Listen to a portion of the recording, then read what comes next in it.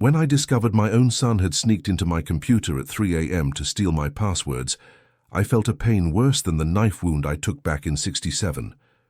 There are some betrayals you can forgive, but others are like poison. They kill your trust in an instant. Good morning to everyone watching. My name is Walter Gilbert Thompson. I'm 78 years old. Well-lived years, despite the hardships. I was born in Oakfield, a small farming town in Iowa, but spent most of my life in Chicago, where I built my career in the banking industry. I worked for over 30 years as an information technology manager at Chase Bank. That's right. I'm not just some old man falling apart at the seams. I understand these computer businesses pretty well. Today I live in a small town on the Florida coast, in a modest but comfortable apartment with a view of both the hills and the ocean. A peaceful place, quite different from the madness of Chicago. My whole life I worked honestly, always from sunrise to sunset. I started early, finished late. I spent countless nights solving system problems, doing maintenance, coordinating teams. Back then, computers weren't the marvels they are today. Everything was more complicated, but I always had a knack for numbers and logic. I made a name for myself at the bank, built respect. I retired with honor, a career without a single blemish. I saved every penny, invested carefully, planned my future and my family's. I thought I was building a legacy for my children. Jonathan was my only son. I always thought he would follow in my footsteps. Little did I know what awaited me. Before I continue this story, I'd like to thank the Grandpa's Tales channel for the opportunity to share my experience. I know there are many people watching from all over America and perhaps even abroad.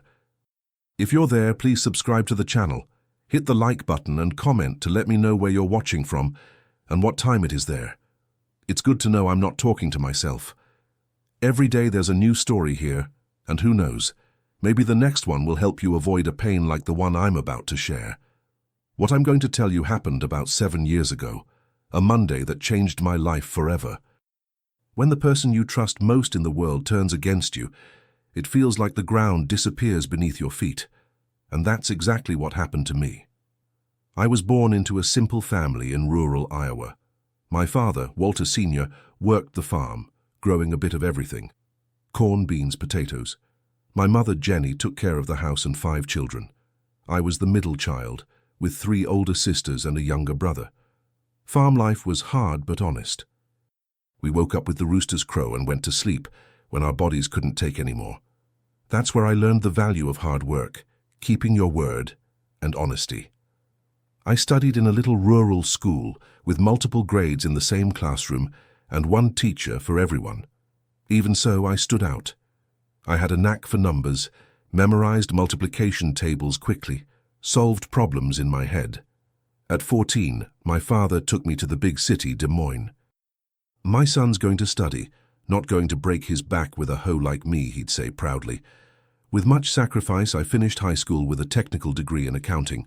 Then came mandatory military service, and when I got out, I found a job at Chase as a messenger. It was the early 1970s. Banks were just starting to computerize their systems, and I became interested in this new technology. Whenever I could, I stayed after hours watching the technicians who came to install the first computers. I asked questions, took notes. One day, one of them asked me, "Kid, do you really want to learn this stuff?" When I said yes, he lent me some books on programming logic. I studied those books cover to cover. Soon I was taking night courses in programming, paid for with my tight salary. The bank noticed my interest and transferred me to the data processing department. It was 1975, I was 28, and had a thirst for learning that never ended. I rose through the ranks from junior analyst to full analyst, then senior analyst. By 1985, I was a team supervisor, and in 1990, I became the IT manager for Chase in the Midwest region. I moved to Chicago, bringing my family with me. My family. I met Margaret in 1973 at a bank 4th of July party. She worked as a teller, a beautiful woman with green eyes and an easy smile. I fell in love immediately. We dated for 2 years and married in 75. A simple ceremony but full of joy. In 77, our first daughter Lucy was born. Then came Patricia in 79 and finally Jonathan in 81. 3 children, a whole life ahead of us. Margaret left the bank to take care of the kids. It was hard back then to balance career and family. I worked a lot, came home late, but always tried to be present. On weekends, I took the kids to the park, to the movies, tried to make up for my absence during the week. Margaret was quite a partner and held down the fort at home while I built my career. Unfortunately, she left us in 2010. A swift cancer took my love in less than 6 months. It was a hard blow. I sacrificed a lot for my children. I worked overtime. I accepted all the challenges the bank proposed. When the opportunity came to transfer to Chicago, I hesitated. It was far from our family in Iowa. The kids would have to change schools, make new friends, but the salary was almost double and I thought about their future. I wanted them to have opportunities I didn't have. I paid for private school for all 3. Lucy graduated in medicine. Now she's a respected cardiologist in Cleveland. Patricia pursued an academic career. She's a university literature professor in Madison. Jonathan, well, he was always the most restless, intelligent but scattered. He started 3 different colleges and didn't finish any of them.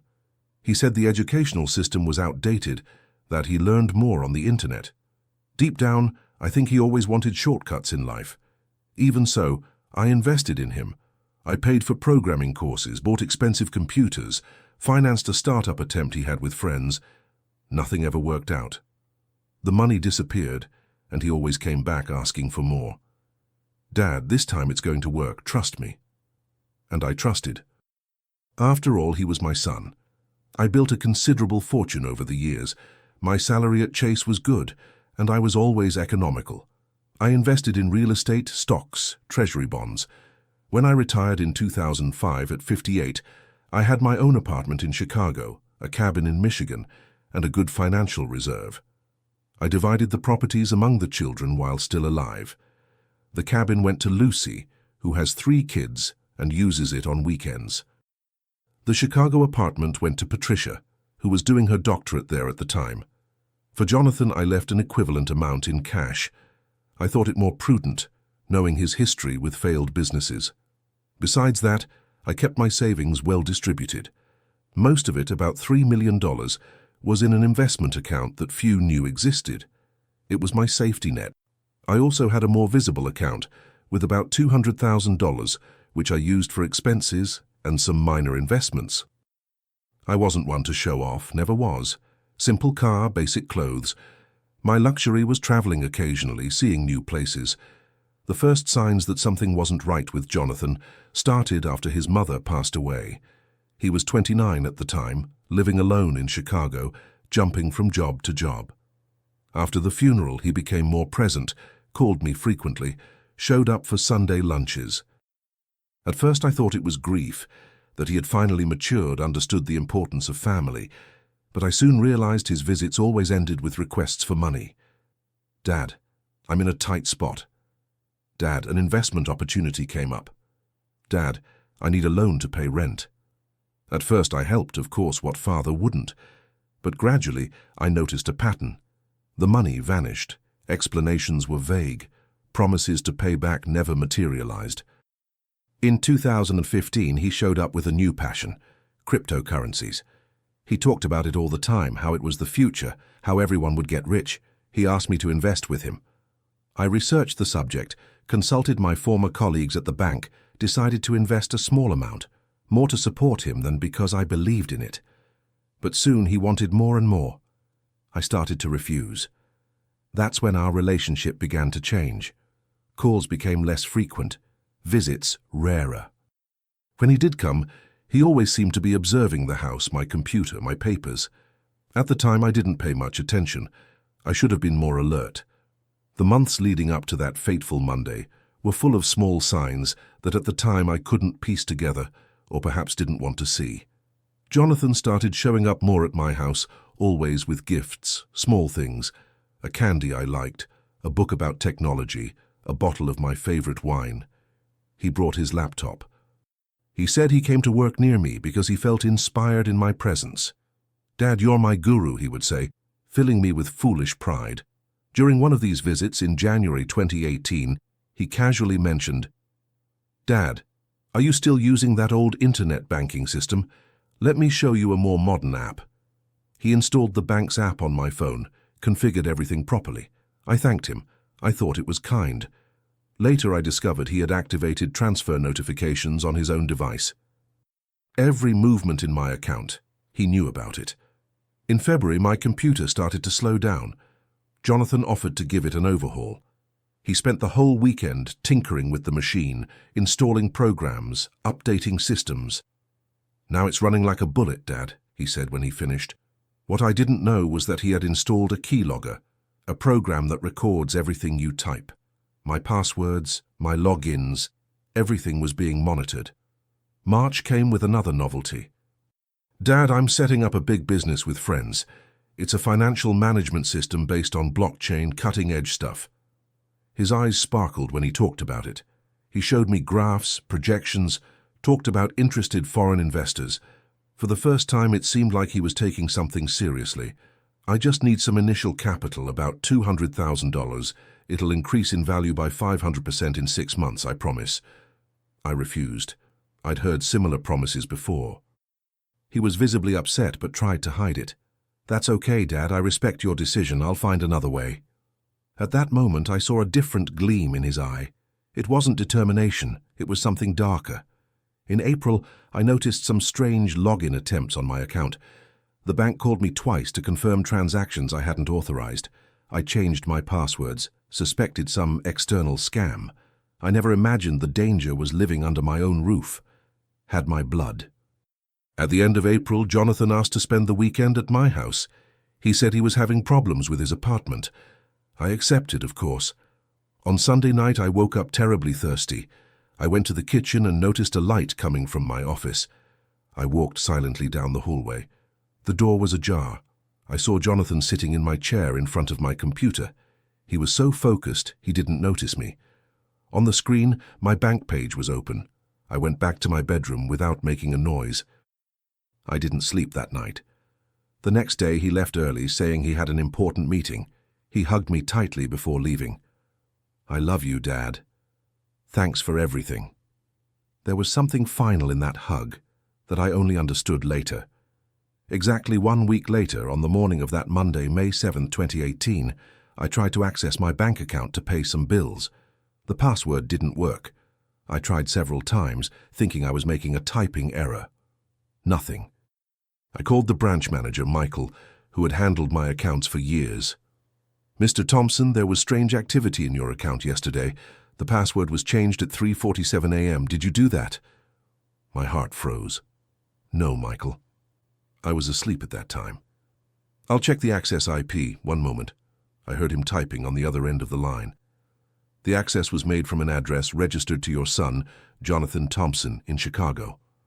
At that moment, the world collapsed. I asked Michael to block the account immediately. Too late. All $200,000 had been transferred to an unknown account at 4:12 a.m. I called Jonathan with trembling hands.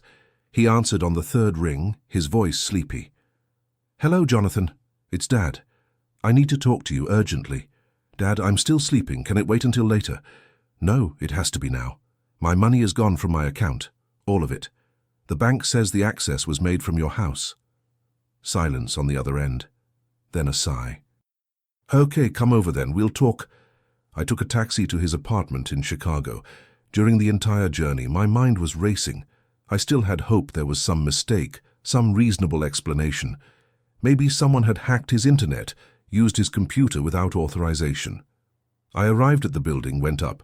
He opened the door wearing a bathrobe, disheveled hair. The apartment was a mess. Empty beer bottles on the table, full ashtrays. It didn't look like the apartment of someone about to close a big deal. Come in, Dad. I sat on the sofa. He remained standing, nervous, pacing back and forth. What's going on, son? The bank called me.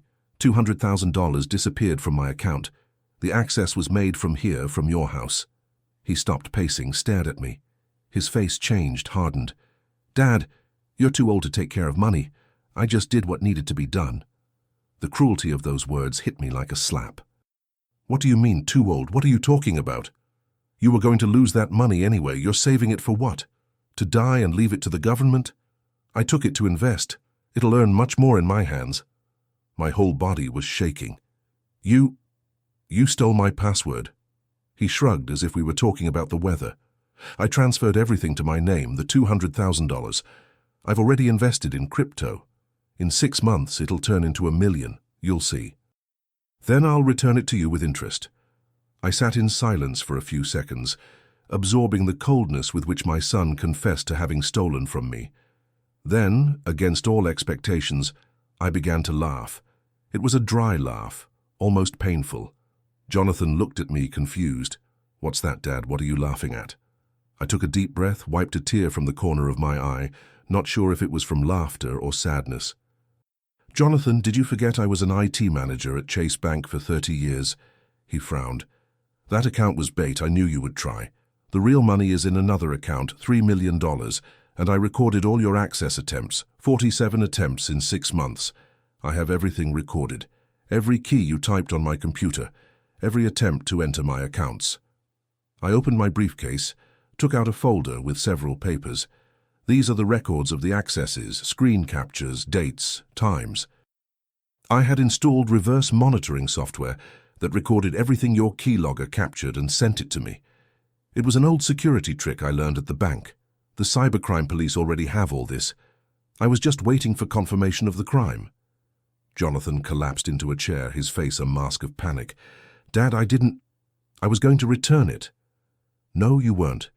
You would lose everything in dubious investments, as you always have, and then you'd come asking for more." "It was just a loan, Dad." "Loans are asked for, Jonathan. What you did was theft. Theft and invasion of privacy." "You can't do this to me. I'm your son." That hurt more than anything. "That's exactly why it hurts so much, son. Because you are my son." At that moment, the doorbell rang. It was 2 officers from the cybercrime unit. I had filed a formal complaint that morning before going to confront Jonathan. "Mr. Jonathan Thompson?" one of the officers asked. "Yes," my son stammered. "You are being investigated for computer device invasion and theft by fraud. We need you to come with us to the station to provide clarification." As the officers explained his rights, Jonathan looked at me with a mixture of anger and pleading. "Dad, don't do this, please, don't do this to me." It was the most difficult moment of my life, seeing my son being taken away by the police, knowing I was responsible for it. But he had made a choice, and I was making mine too.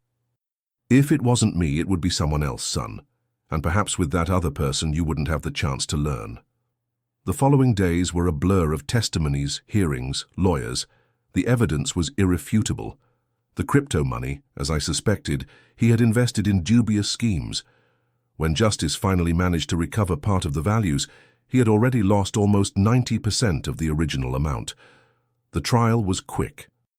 Jonathan was sentenced to 3 years in prison for qualified theft through fraud and computer device invasion.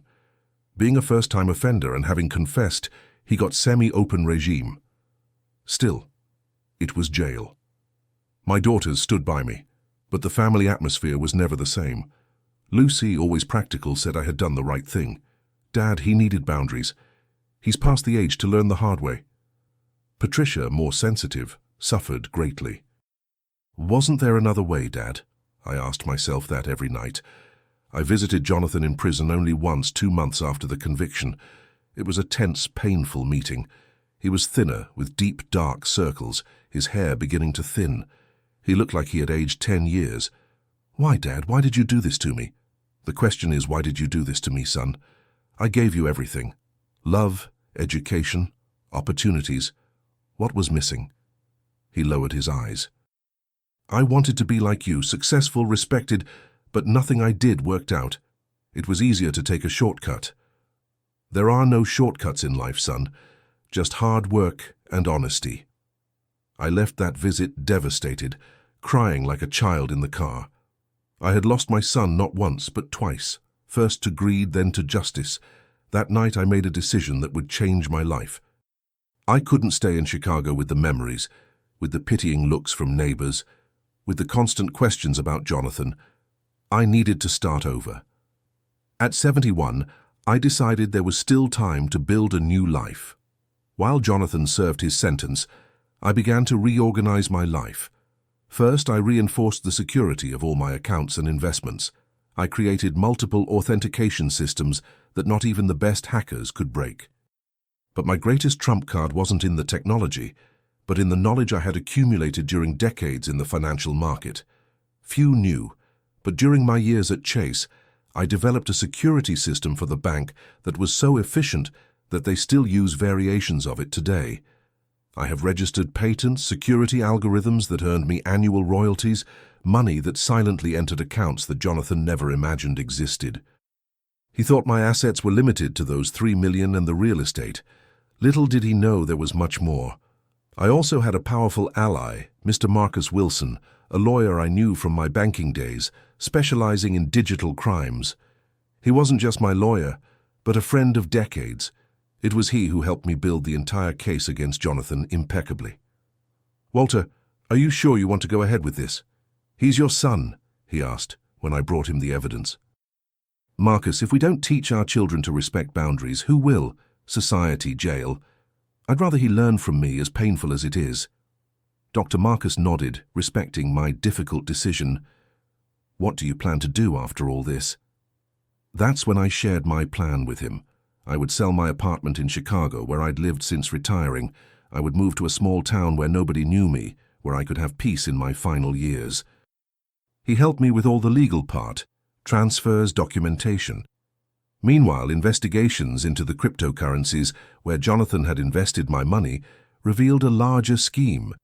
He had fallen for a scam, a financial pyramid disguised as a legitimate investment. Those responsible were identified and arrested. Ironically, my son's crime helped dismantle a gang that had already defrauded hundreds of people. In one of the hearings, I met some of the scammers. One of the younger ones looked at me with disdain. "You're the sucker's father who fell for our scam, aren't you?" That ignited something in me. My son might have made a mistake, but he was still my son. I spoke at length with the prosecutor of the case, offering all my experience in banking systems to help track the victim's money. I spent weeks working voluntarily with the police, identifying transfer patterns, ghost accounts.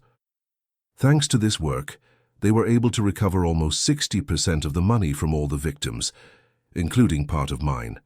But most importantly, this helped reduce Jonathan's sentence by a few months for indirect collaboration. In the second year of his sentence, I sold the Chicago apartment and bought a small but comfortable one in St. Petersburg, on the Florida coast. A quiet town, clean beaches, simple people. Nobody knew me there. Nobody knew about my son in jail. Before moving, I made another important decision. Of the nearly $3 million I had saved, I decided to donate a large part. I reserved just enough to live comfortably until the end of my days, about $600,000. The rest I divided among charities, especially those working with at-risk youth and recovering addicts. "Mr. Thompson, are you sure about this? It's a lot of money," said the director of one of the institutions when I handed her the check. "Yes, my dear. This money will do much more good in your hands than in mine or in the wrong hands." I also set aside an amount for each of my daughters and my grandchildren. I didn't want them to think I was punishing them for their brother's mistakes. I called them for a conversation, explained everything. "Dad, you don't have to do this," Lucy said. "This money is yours. You worked your whole life for it." "Precisely, daughter. I worked my whole life for it, so I have the right to decide what to do with it. And I've decided I want to see you enjoying it while I'm alive, not after I'm gone." Patricia, always the most emotional, was crying. "And Jonathan, Dad, aren't you going to leave anything for him?" I sighed deeply. For Jonathan, I left something more valuable than money, a lesson. If he learns from it, he'll have more than any inheritance could give him. The execution of my justice plan wasn't just about punishing my son. It was also about reparation, about trying to transform that family tragedy into something positive. The donated money helped create digital inclusion centers in underserved communities, where young people learned programming, design, skills that could change their lives, give them legitimate opportunities. I worked as a volunteer at one of these centers for almost a year. I taught basic programming to teenagers. Seeing their eyes light up when they got their first program to work reminded me of Jonathan as a child. curious, intelligent. Where did I go wrong? Maybe I gave too many things and too few limits. Maybe I confused love with permissiveness. In May 2021, exactly 3 years after the crime, Jonathan finished serving his sentence. He was released on a rainy Wednesday. I knew the date. Of course, part of me wanted to be there, receive him, bring him back home, try to rebuild our relationship. But another part, perhaps the wiser one, knew that some bridges once burned cannot be easily rebuilt. I received a call from him that same day. His voice sounded different, more mature, more serious. "Dad, it's me." "Hi, son. Are you okay?" "I'm fine. I got out today. I'm staying at a friend's house who's putting me up." Awkward silence. "You didn't come." "I thought it better this way, son." More silence. "Dad, I want to see you. Can we meet?" I closed my eyes, feeling the weight of that decision. "Jonathan, I need time. We both do. You just got out. You're readjusting. I've moved." "Moved? Where to?" "To a quiet place where I'm trying to rebuild what's left of my life." "Dad, I'm sorry. I know I messed up, but I learned my lesson. 3 years in there gives you a lot of time to think. I've changed." How many times had I heard that before? "I'm glad you learned, son, truly. But now you need to prove it with actions, not words. Build your life honestly. When you're ready, look for me again." "How will I find you if I don't know where you are?" "Your sisters know how to find me. Prove to them first that you've really changed." I hung up, feeling a lump in my throat. I had been hard, but necessary. Jonathan needed to learn to walk on his own 2 feet without depending on me as an emotional or financial crutch. The consequences for him went beyond prison. Now he had a criminal record, difficulty finding a job, closed doors. Society doesn't easily forgive ex-convicts. I learned, through his sisters, that he was staying at a friend's place, doing odd IT jobs, trying to start over. The reactions of family and the few friends who knew the story were mixed. Some supported me, said I had done the right thing. Others criticized me, thought I had been too harsh. How can a father send his own son to jail? I heard more than once. What few understood is that it wasn't an easy decision. I didn't sleep properly for months. I lost weight, developed blood pressure problems. The doctor said it was post-traumatic stress, prescribed medication, therapy. The wound was open, throbbing, but deep down, despite the pain, I knew I had done what was necessary. Sometimes the truest love isn't the one that protects, but the one that teaches, even if through pain. 4 years have passed since Jonathan got out of prison. Today, in 2025, I look back and see the tortuous path we've traveled. Life teaches us in strange, sometimes cruel ways. What seems like a tragedy at the time can be the seed of a necessary transformation. In the first months after his release, we maintained minimal contact, occasional messages, short calls on special dates. He respected my request for space, didn't insist on seeing me. According to my daughters, he was really trying to get back on his feet. He got a job at a small software development company, rented a modest apartment, started therapy. In 2022, I received a letter from him. Not an email, not a message, a handwritten letter, several pages long. In it, Jonathan opened his heart as he had never done before. He talked about his insecurities, about how he always felt inferior to me, about how the pressure of being the great Walter Thompson's son consumed him. He confessed he had problems with gambling, debts he never told me about, addictions he hid. Prison, according to him, was a necessary shock, a painful awakening. "Dad, you gave me the harshest punishment and the most valuable gift at the same time, the chance to face who I really was and change." That letter deeply moved me. I responded by inviting him to visit me in St. Petersburg.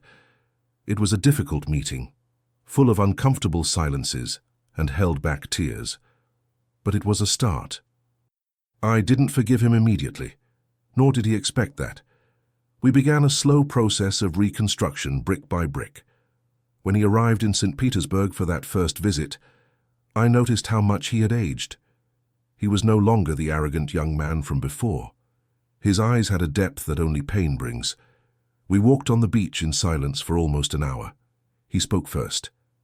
"Dad, I thought about you a lot in there. In the first months I hated you. Then I began to understand.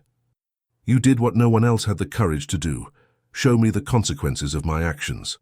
We sat on a bench facing the sea. The sun was setting, tinting the sky orange and red. You know what hurt the most, son? It wasn't the money, it was the betrayal. You came into my house, into my computer while I was sleeping like any common thief. He lowered his head. I know. I have no excuses. I was desperate, in debt up to my neck with gambling. I had bet a lot on cryptocurrencies and was losing more and more. I thought with that money I could recover everything and return it to you without you even noticing. Dirty money never cleans up, son. That's a lesson I learned early in life. We talked for hours. He told me about the horrors of prison, the sleepless nights, the constant fear, but also about the courses he took in there, the books he read, the faith he found. I met a chaplain who helped me a lot, Dad. He taught me that true repentance isn't just feeling remorse, it's changing direction. At the end of that day, we hugged. A different hug, more sincere, more real than any other we had shared before. At that moment, I felt that maybe, just maybe, we could rebuild something from the ruins. Today our relationship is different. It's not that carefree closeness from before. It bears the scars of the past, but it's a more honest, more mature relationship. Jonathan comes to visit me every 3 months. He stays at a hotel in town. We spend the weekend together. We talk about work, politics, technology. We avoid talking about the past, but it's always there, like a silent ghost between us. He's different now, calmer, more centered. He still works at the same company, has been promoted twice. He met a woman, Melissa, a math teacher. They're engaged, thinking about children. She knows all about his past, accepted him anyway. She's a good woman. Last Christmas he gave me a gift that moved me, an antique wristwatch just like one my father had that I always admired. I found it in an antique shop, Dad. I remembered you always talked about Grandpa's watch. It was the first time I cried in front of him since this whole story. They weren't tears of sadness, but of relief. Relief to see that somehow that boy I raised was still there, hidden beneath layers of scars. My daughters also changed their relationship with their brother. Lucy, always the tougher one, took longer to accept his return. Patricia was more receptive, more maternal. Today the three maintain regular contact. We get together on special dates, usually at Patricia's house in Madison, which is more central for everyone. There are still moments of tension, looks laden with history, but we're learning to be a family again. At the last gathering, Jonathan brought Melissa. I saw how she looked at him with admiration when he talked about his current work, helping companies protect their systems against fraud. Who better to prevent cyber crimes than someone who's been on the other side, she commented, holding his hand affectionately. I saw in that simple gesture something that gave me hope.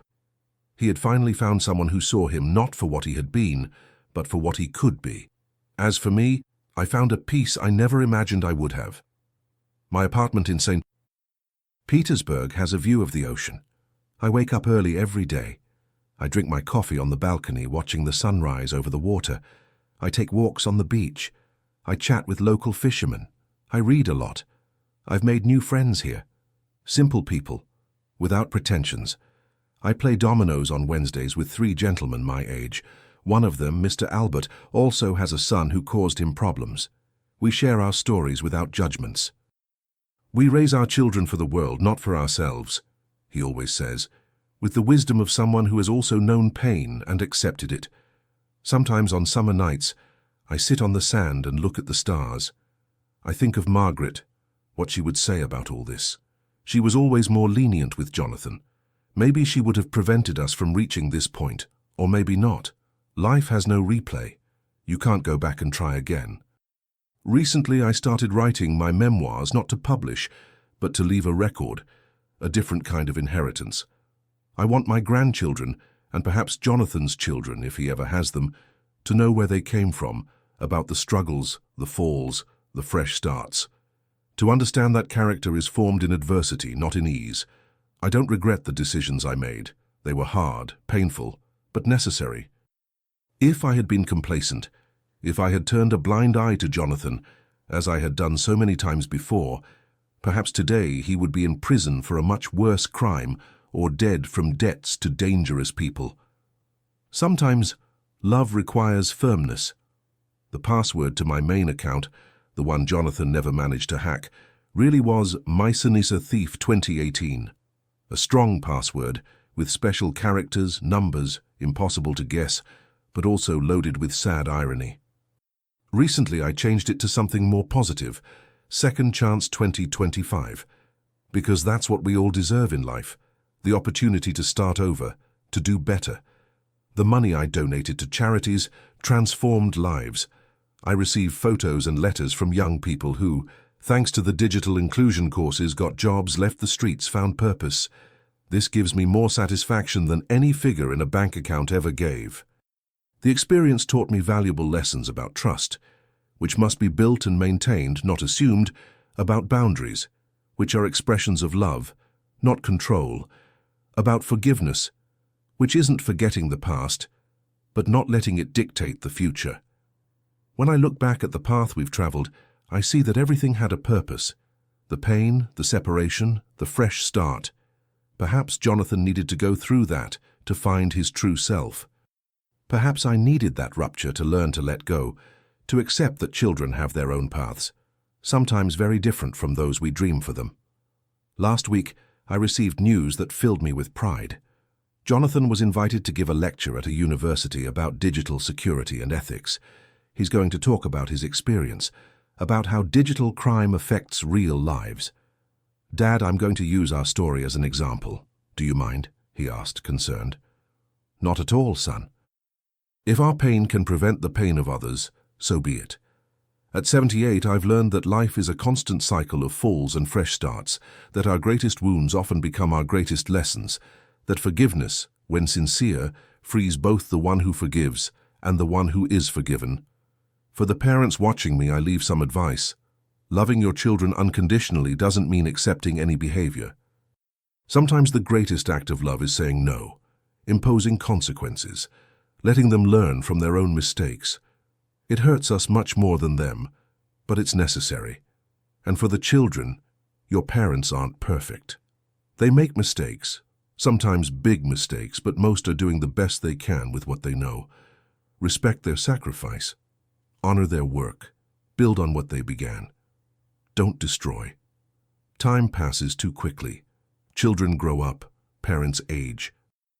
Opportunities for genuine connection are precious and rare. Don't waste them on pettiness, on wounded pride, on unspoken words. Say, "I love you," while you can. Ask forgiveness while there's time. Offer forgiveness while the heart still beats. As the poet Robert Frost, my fellow American, said, "The best way out is always through." I got through, and the view from up here, with all the scars and learnings, is clearer than ever. If you've made it this far, I thank you from the bottom of my heart. Subscribe to the channel and leave your like. And if you really followed me to the end of this journey, comment the word life below. Only those who watched will understand the meaning. Thanks to the Grandpa's Tales channel for this opportunity to share my story. Who knows, maybe the next one will be even more like yours. Life is made of falls and risings, and it's never too late for a new beginning. A tight hug from this old man, who learned that forgiveness, when sincere, heals wounds that not even time can close.